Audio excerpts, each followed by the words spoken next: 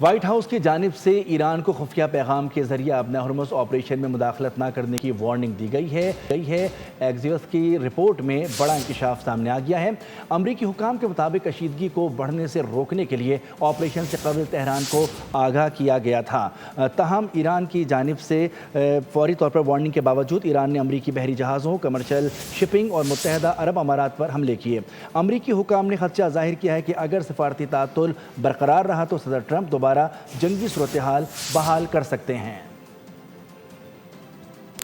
White house کی جانب سے ایران کو خفیہ پیغام کے ذریعے ابنا ہرمز آپریشن میں مداخلت نہ کرنے کی وارننگ دی گئی ہے۔ ایکزیوس کی رپورٹ میں بڑا انکشاف سامنے آ گیا ہے۔